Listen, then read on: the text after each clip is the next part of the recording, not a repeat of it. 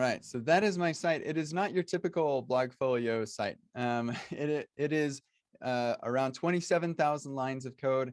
I built most of it myself, but did have some help from contributors, and worked with the team. We had designers and illustrators. Actually, I'm going to stop sharing because that's the only video I'm sharing, and I think Zoom does funny things if you're optimized for a video clip. So I'm going to stop doing that. Yeah, so we had an illustrator, another UI dev to help me. I did most of the like backend related work, which was a new thing for me. But yeah, so it's like a legit thing, and I want to show you how I built this.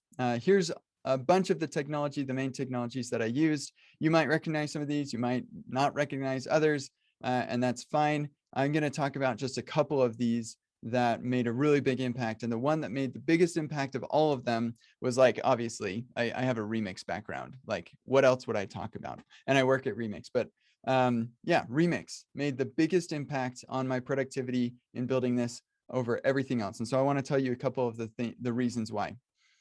The first reason is the server and client are seamless. At Remix, we say that we are center stack, where we build this. Most frameworks are either backend or front end primarily, and then they give you a little bit of help on the other side of the network chasm. Remix is 100% focused on the user experience, and we accomplish a great user experience by building this solid bridge across that network chasm. And so this plays out in a couple of different ways. So ultimately, what it means is that I can say yes to the silly ideas that I have. And so if I say, hey, you know what, I want to allow people to sign up for an account and they can choose a team that they want to be a part of, I don't want to give preferential treatment to one of those teams, so I'm going to randomize this.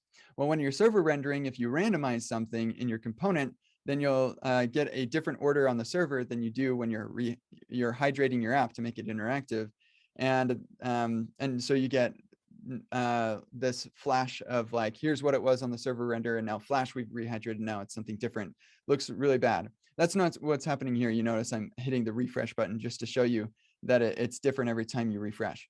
And so solving this sort of problem, usually I would just be like, oh man, that's too hard. Like with static site generation, which is what I was doing before, that would not really be possible. So it would just be either I'd have to have a loading spinner in place before I render everything, which is not a good user experience at all, or I would have to have a random set on every build, which also would not be awesome. And so Remix makes it really easy to do this sort of thing. And so I just found myself saying yes and yes and yes to all of these ideas that I would have as I was building my Remix app. And so here's how you do that, or here's how, like, literally my code for doing this. You have this loader. That's a loader function. You get the request. You can do whatever you want to with the request, get the user authentication, whatever you need with that request. And that's an HTTP request. We'll talk about that more later. Like what I mean by that is a web fetch request. But then you have this JSON helper that's just to create a response. And I say, here are the teams in order. I shuffle the teams on the server. And then on the server render, that data is going to have those teams in order. And when it's rehydrated, those teams in order will be in the exact same order. And so it was just really trivial to do this sort of thing with Remix. I just keep finding myself saying, yes, I can do that. Yes, I can do that.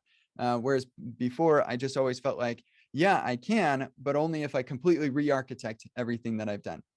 And so, like, the PMs would come to me and be like, we need this feature. And I say, sweet, I can do anything with enough time and money, which is not what they want to hear.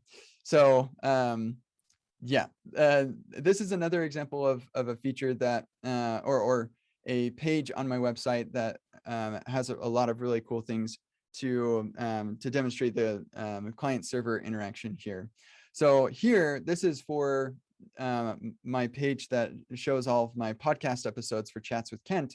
And there are a couple of things I want to call out about this. So this get season list items hits the Simplecast API and filters out all the extra stuff we don't need for the route. So the Simplecast API is really slow and rate limited, and you have to hit like 6 different endpoints per episode, basically, to get all of the data that you need. It's a ton of data, And that is certainly not something that I could do for every user on every request. And so I have this really nice caching layer that we'll talk about later in between me and the endpoint. But then the other thing I want to call out is the fact that because the loader runs on the server, then that means that I can filter out all of the stuff that I don't need. And they, like I said, they send just a silly amount of data. And so it's really trivial for me to filter all of that out. And then I just have it like, this is, I'm not showing you multiple files here. This is one file where one part of the file just runs on the server. The other part runs on both. The chat season, this component runs on both the server and the client for the server render and the client rehydration and client transitions and everything. And so it's just dead simple to be like, oh, this is giving me too much data. Let me just remove the data I don't need on the page. And now all of a sudden, I don't have a data overfetching problem, which there are a lot of really good reasons to use GraphQL. And one of the primary reasons that a lot of people reach for GraphQL is to solve the data overfetching problem. And you don't have that problem in Remix. You can certainly use GraphQL in here. There's nothing wrong with that. And what's even cooler is because this all runs on the server, you don't need to send a huge GraphQL library to the client to do those queries. And so you can, with Remix, you end up shipping a much smaller bundle because you can do so much work on the server. And so that, yeah, this is awesome. It makes it really, really easy for me to get work done. On top of this, Remix has really awesome handling for error boundaries and catch boundaries. So error boundaries are for your unexpected errors, like, oh, we are accessing a property that's not defined because that data is corrupted. Or the catch boundary is, oh, we expected this to happen. There's a 404 or a 401 or a 400 or whatever, like these different requests are incorrect in some way.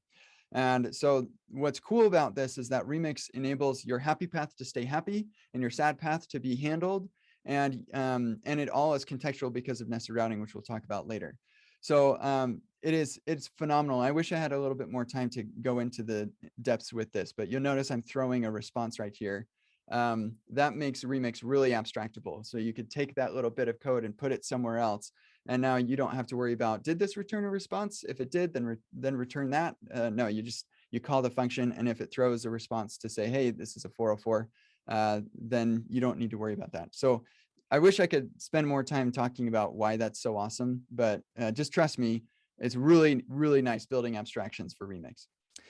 Okay, and I also mentioned that the errors are contextual. So if I get a 500 error, because of nested routing, the part of the page that had the error is the part that displays the error. So here I don't have to worry about, oh, we had some sort of 500 error, something went wrong, and so now the entire page is gone. That's the way that error boundaries in React work. If you do have an error in the server render, React can't do anything with the error boundary. It's not able to do that. Remix, we can do that. And so what's cool is if this season is busted, but that season is fine, people can still use the other parts of the app. So we don't blow up the entire app and ask you to reconstruct it just like the header and the footer and a koala with the tear on its face. Like that's the typical, oh, sorry, something went wrong, we don't know what it was experience.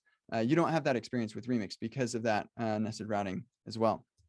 And then for expected errors, that catch boundary will render in the context of the rest of the page as well. So like the entire app still works, or the rest of the app still works, and it's awesome.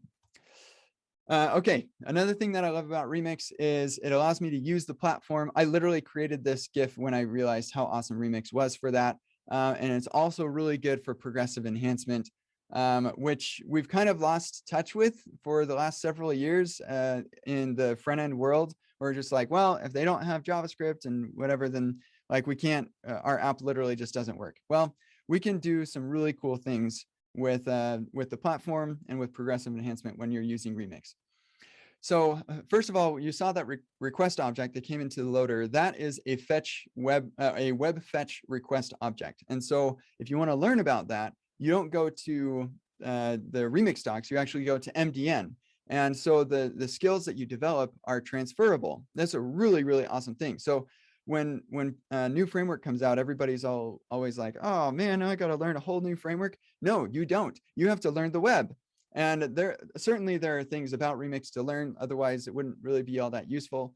But so much of the knowledge that you develop and the skills that you develop as you're working with Remix are is either knowledge that you already had because you've been building for the web, or knowledge that you're going to need because you built for the web. And so it's transferable skills, which is awesome. And it's not just request response. We also have the standard for headers and URL search params, like all of the standards. If there's a standard for it, we'll use the standard, and we don't hide the standard behind a bunch of API raw objects so that you can deal with them.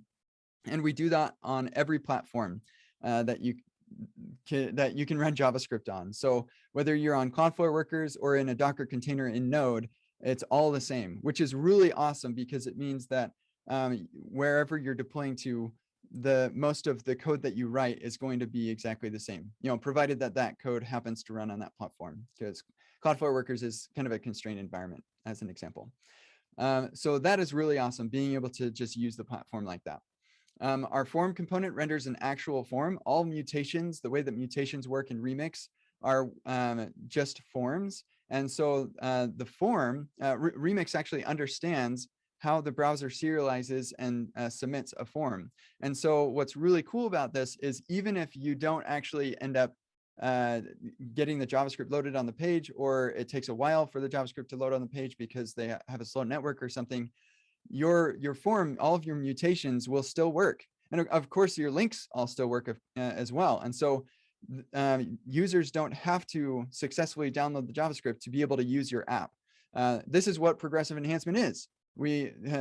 Our app works, and then it gets better when we get more features, like having JavaScript onto the page.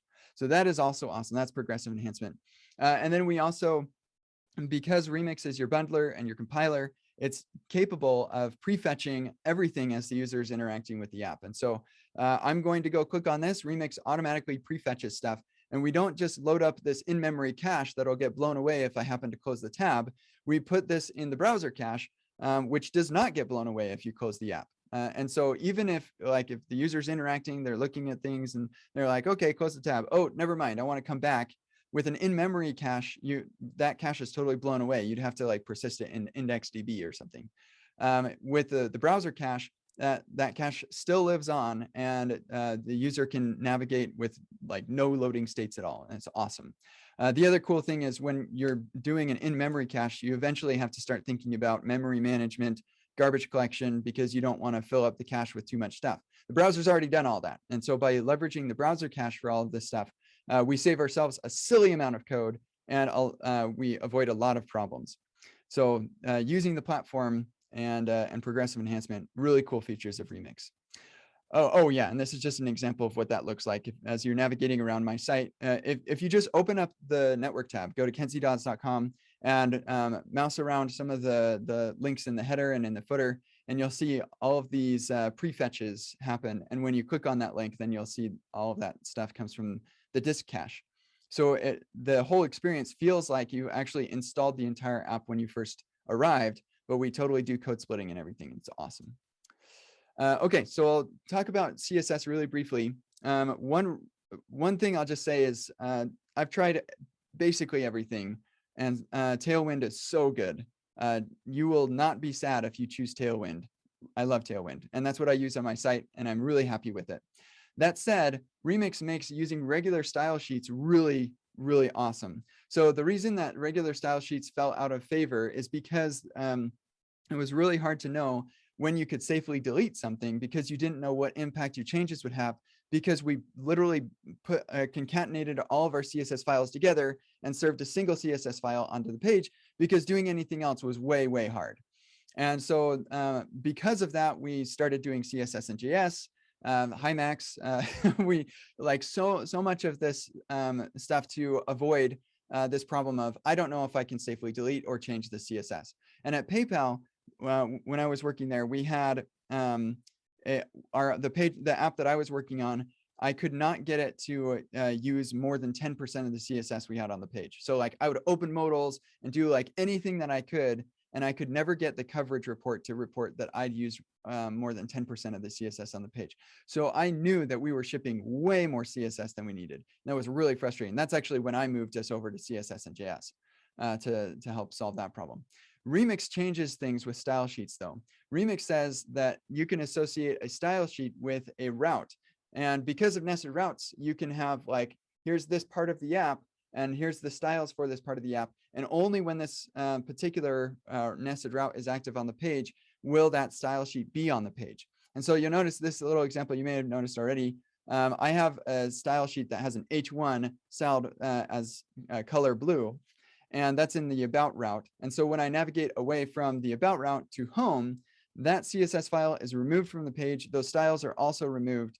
And so you don't have to worry. I can do whatever I want to in that about style sheet, that about CSS style sheet. And it doesn't matter. I'm not going to touch anything else on any other page. And that is really freeing. So like I said, I just skipped to Tailwind. It's awesome. But if you don't want to use Tailwind, then you'd be surprised how far you can get at scale with regular style sheets, the way that Remix manages those. That's just really awesome. And this is how you do it. It's actually pretty simple. So you import your CSS. You can also co-locate it if you want to. When I built my app, we didn't have support for that. But yeah, you can put the CSS file right next to you. You return this links function that says, here are all of the link tags I want on the page.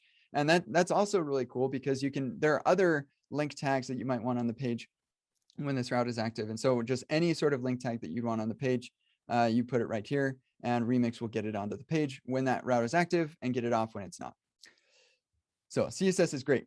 Let's talk about client-side server state cache management and nested routing. So raise your hand if you would love to not have to worry about state management.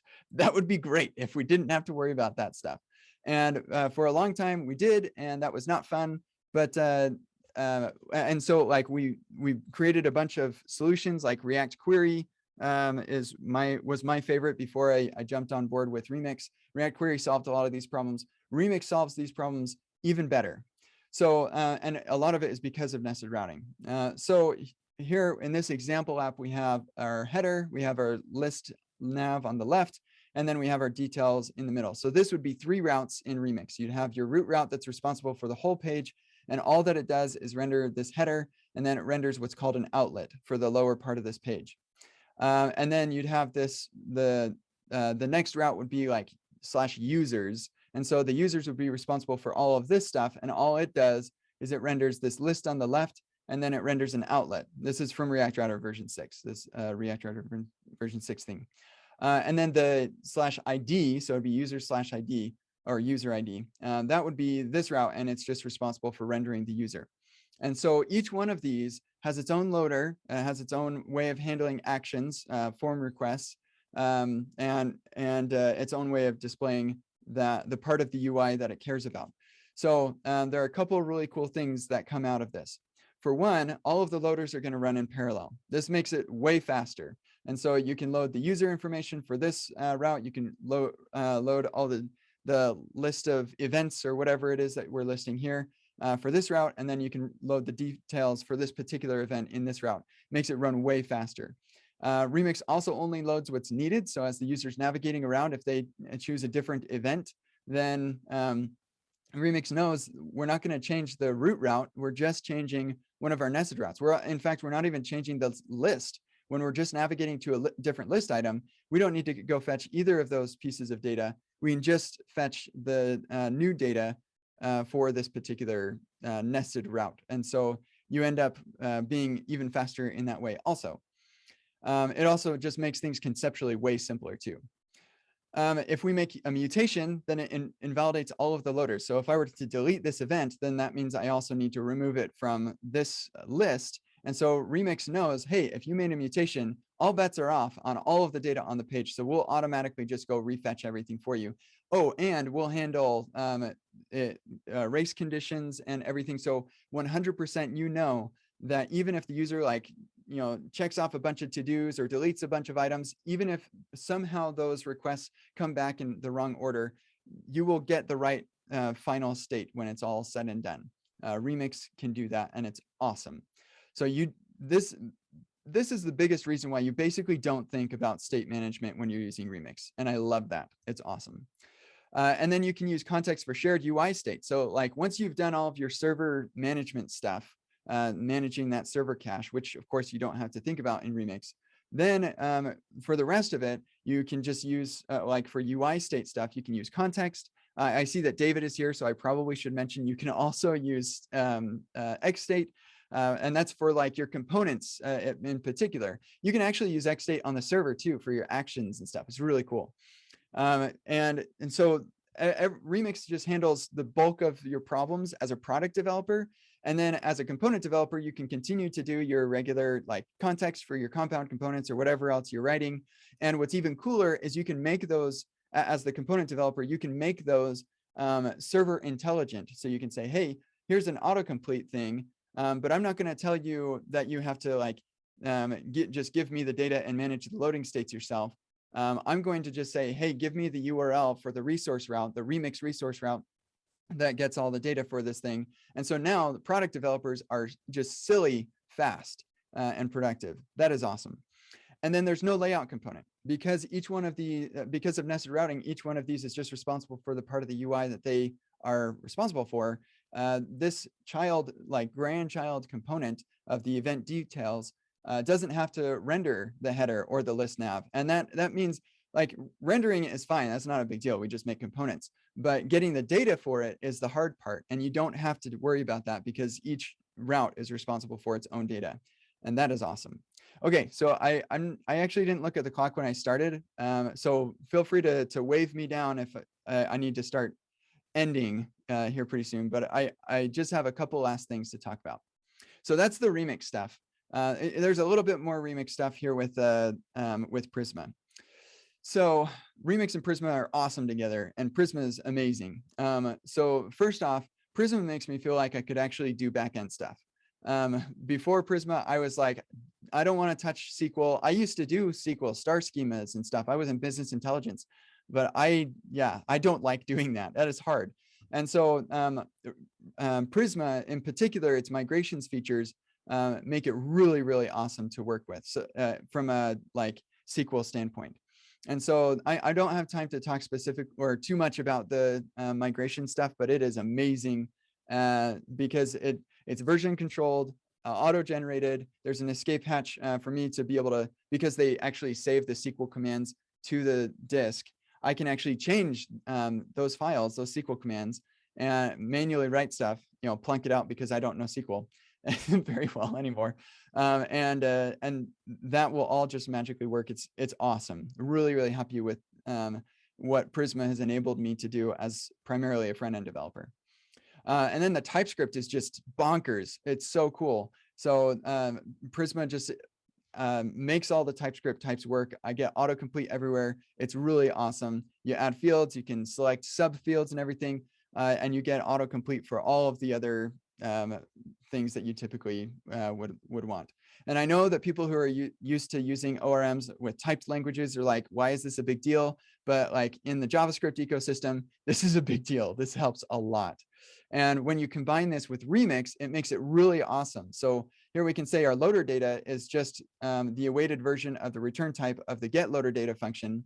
And so now I get autocomplete on my front end here from whatever my Prisma query returns. And so I can add and remove different fields and I get type safety on my front end code.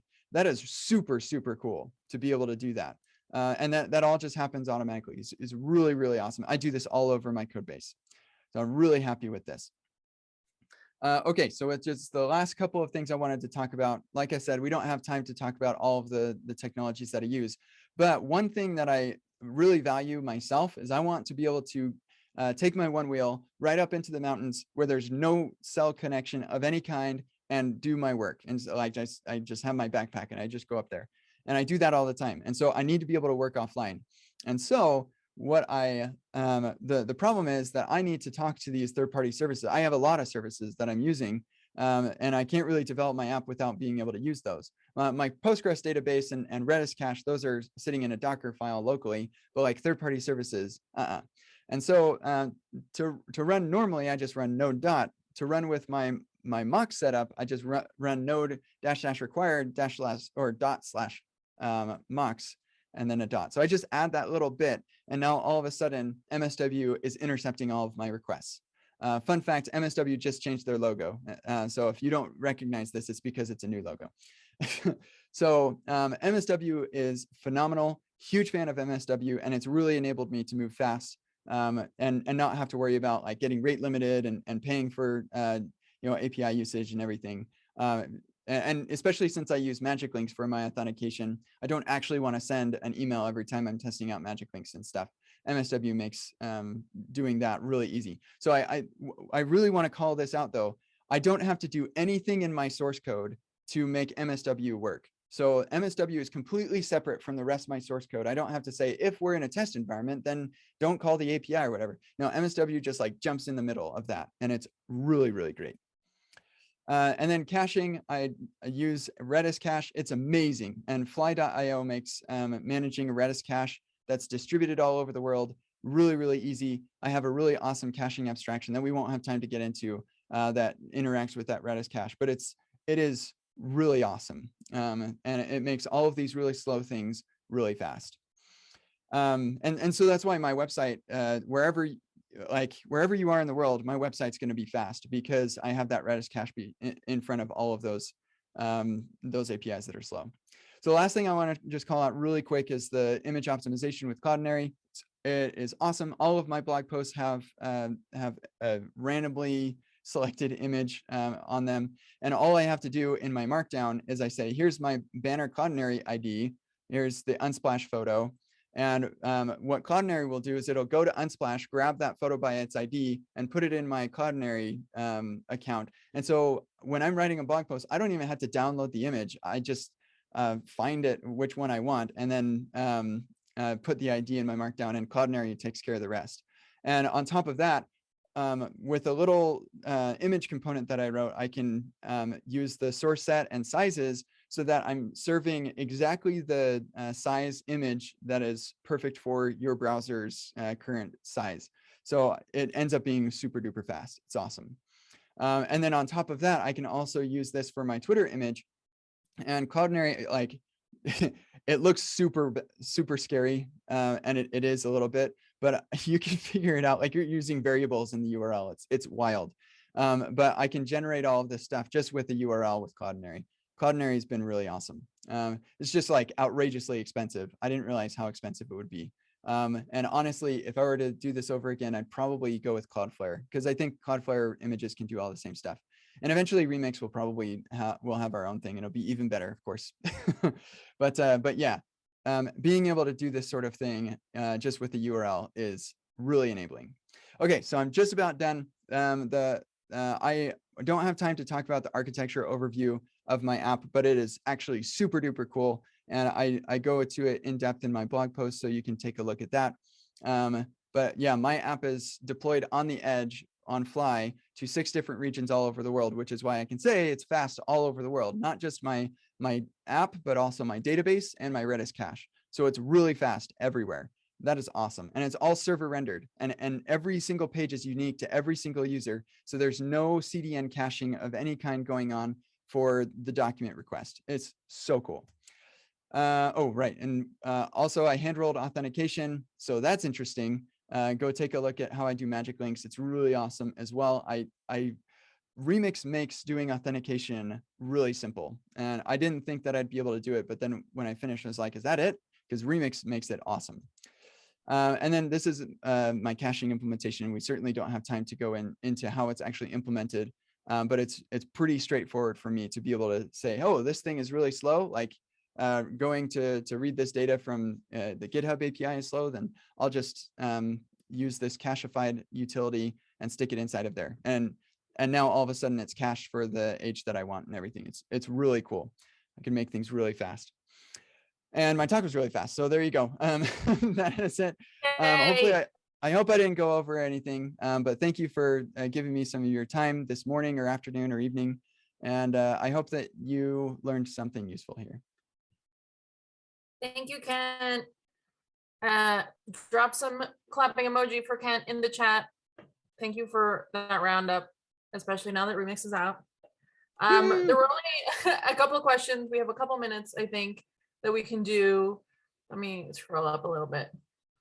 One question was, is it based on React or at least React syntax about the stuff at the beginning?